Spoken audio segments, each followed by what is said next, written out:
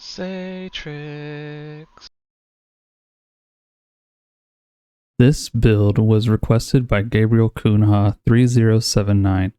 They requested a Titan build using Outbreak Perfected. With this build, we have frequent supers, short cooldowns for everything, volatile rounds, overshields, invisibility, easy heals, and explosions that explode into explosions. Let's get to it. Which super we run depends on the content we are playing. For in-game content, mostly during boss fights, I ran Ward of Dawn to assist with DPS phases. For all other activities, I stuck with Sentinel Shield for its more offensive playstyle.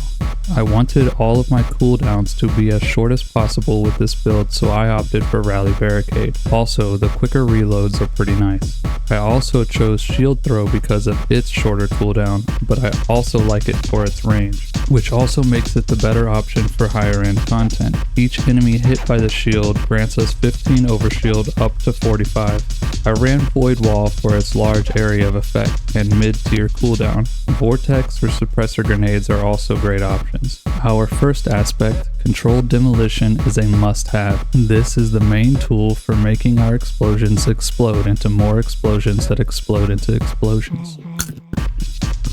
Any void ability damage and volatile explosions spread volatile to enemies. Enemies that are volatile explode upon taking more damage. This explosion deals 160 damage in a 7-meter radius, an area of effect slightly larger than a Titan bubble. With controlled demolition, these volatile explosions will also restore 90 HP to us and any allies within 40 meters. Offensive Bulwark gives us some great benefits from our overshields. While an overshield is active, our grenade regeneration is boosted by 400%, melee damage by 100%, and it increases our melee range to 5.5 meters, but our exotic armor will override the damage and range boosts while active. Also, our unpowered melees will count as powered melees, and our melee kills will refresh our overshield duration up to 20 seconds. Echo of Instability grants a 10-point stat bump to strength and causes our grenade kills to grant our void weapons volatile rounds for 10 seconds. Volatile rounds apply volatile upon hitting an enemy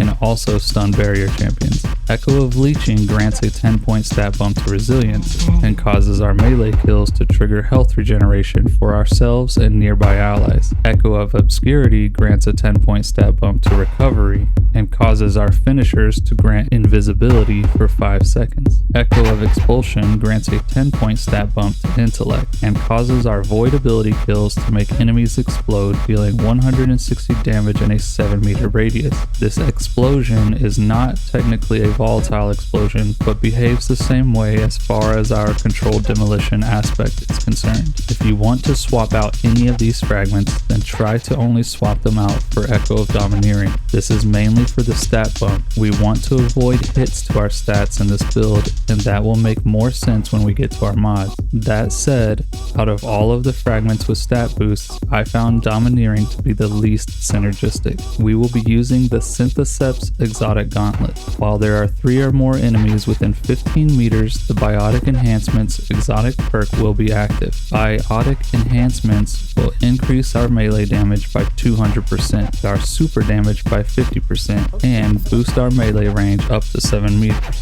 If you choose to use a glaive, this perk will also boost the glaive's melee damage by 50%. Just remember, the melee buffs from these gauntlets override the buffs from offensive bulwark only while the exotic perk is active, so our melees are always buffed. Just how much they are buffed depends on whether we are surrounded or not. The Outbreak Perfected Exotic Pulse Rifle will be our primary weapon. Scoring 12 hits within 2.5 seconds will spawn 2 to 4 nanites. Precision kills will spawn 9 nanites, which track to nearby enemies, dealing 42 damage on impact and increase Outbreak Perfected's damage. Nanites last 6 seconds when embedded on enemies. Embedded nanites duration is refreshed with additional nanite hits. The first 5 nanites boost Outbreak's damage by 30% each. reaching 150% at 5 nanites. Nanites beyond this will continue ramping Outbreak's damage output until you have 100 nanites, with a maximum damage boost of 450%. If other members of your fire team are also using Outbreak, you will each contribute to the amount of embedded nanites. This means you will reach the 100 nanite limit sooner for maximum damage. The Outbreak Perfected is one of the highest damage dealing primaries. Its base 1 mag damage is 22,236. With 5 nanites, it brings it up to 55,590, and max nanites further boosts single mag damage to 122,298. It is the top dog when it comes to sustained DPS for a primary weapon, sitting at 23,326. That's 5,000 higher than second place, which apparently is the Final Warning exotic sidearm at 18,326. The catalyst for Outbreak Perfected causes enemies affected by nanites to spawn 4 additional nanites upon death. For my energy weapon, I rocked Nessa's Oblation with destabilizing rounds and repulsor brace. If you want to run something else like a glaive to synergize with Synthoceps, the more important perk to have is repulsor brace for the overshield generation when killing an enemy affected by a void debuff. I preferred Nessa because mine also has destabilizing rounds to make final blows cause nearby targets to become volatile. This allows me to proc repulsor brace without having to rely on always getting volatile rounds from a grenade kill. Another good option would be a shotgun with 1-2 punch to further boost melee damage with Synthoceps. I didn't use one because repulsor brace is an important part of the build, and a shotgun containing both perks does not currently exist. For almost every situation, including most boss fights, I ran Retrofit Escapade in my heavy slot. I crafted mine with 4th times the charm for refunding 2 ammo for every 4th precision hit, and target lock for boosted damage the longer the weapon remains on a target. It can reach 5 stacks for a 40% damage boost, or 45% if it is enhanced like mine. However, in order to reach 5 stacks, you must land 110% of your magazine on the target.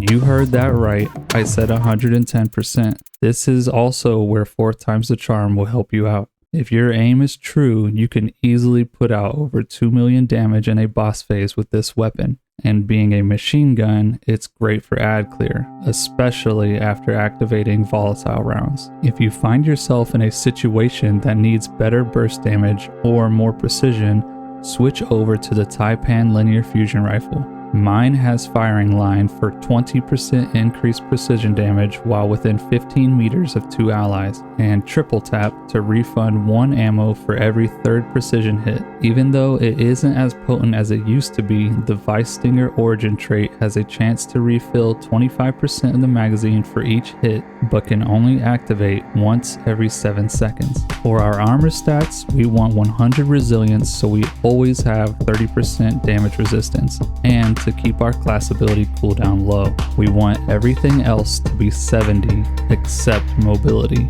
This puts us in a pretty great spot for each of our ability cooldowns, our super cooldown, and our health regeneration rate. Having everything at 70 also allows us to make heavy use of font mods. Font mods boost one specific stat by 30 points while you have armor charge. So all of our stats except mobility will effectively be 100 at all times. You might be wondering, why on earth would I use so many font mods?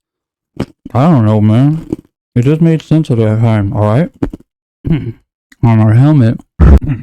On our helmet, we have 1 hands-on for increased super gains from our melee kills, 1 kinetic siphon so our Outbreak Perfected can print orbs. Then we have our first font mod, Font of Wisdom, for 30 points to our intellect while we have armor charge. On our arms, we have 1 heavy-handed so our melee kills will spawn an orb, followed by Font of Vigor for 30 points to strength and Font of Focus for 30 points to discipline. Typically, I like all of my builds to be evergreen, meaning I don't usually make builds that can only exist with seasonal mods. I like them to be able to exist at all times and then be enhanced by seasonal mods. That said, this gauntlet setup breaks my rule. So when we no longer have access to cheap melee mods, remove or replace one of the font mods. Orb generation takes priority over my font shenanigans. I recommend dropping Font of Vigor over Font of Focus, since grenade cooldowns tend to be longer than melee cooldowns. On our chest, we will stack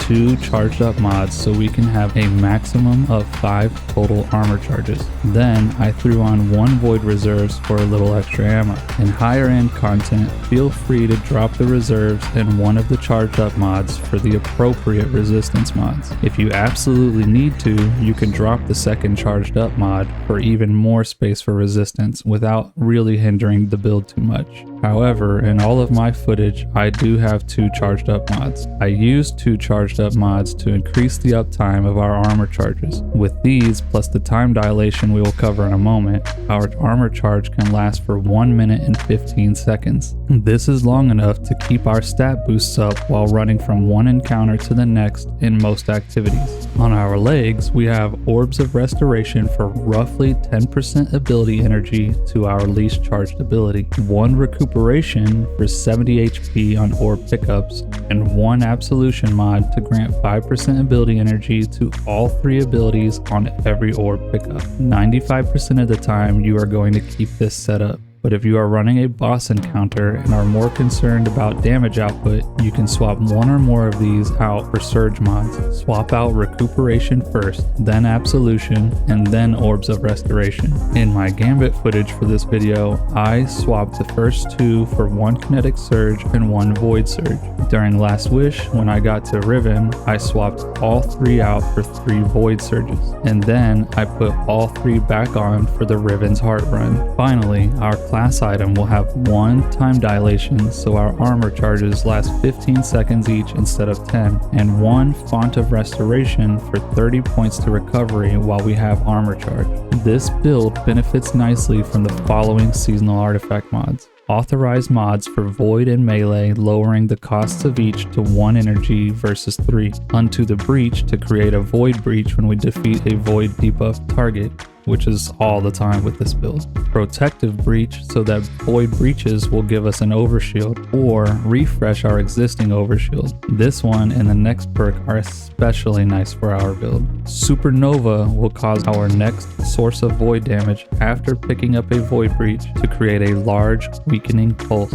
Honorable mention to squad goals. Our build is not utilizing Devour, but if it did, we would be able to grant Devour to our teammates by performing a finisher while Devour is active. Here's how we will use this build. When entering combat, identify a group of tightly bunched enemies. Throw your shield into them, spawning an orb and activating your overshield. That means now our grenades recharge faster, our melees reach further, deal more damage, and refresh our overshield. Now we have options. Are there any enemies remaining? And are they near or far? If they are near, then start punching. With the combination of offensive bulwark and controlled demolition, you should mop them all up very quickly. Feel free to spam abilities as you get them because orbs are going to refund them very quickly, and your armor charge will make up the difference when the orbs run out. If the enemies are far, then throw your void wall grenade and or mop up what remains with your Outbreak Perfected to print some more orbs. While there aren't any enemies or between waves, scoop up orbs to max out your armor charge and recharge all abilities. If a new wave spawns and you are unable to recharge your abilities, use your repulsor brace weapon to get an overshield and kickstart the build. If not, start running to the next encounter, then rinse and repeat. If your abilities still need to recharge, then they will likely be full by the time you get there, since your armor charge will last the whole way, or at least most of it. It isn't mentioned in this flowchart, but you will be getting your supers very often, especially if you are getting a lot of melee kills, so feel free to cast your super as soon as you have it.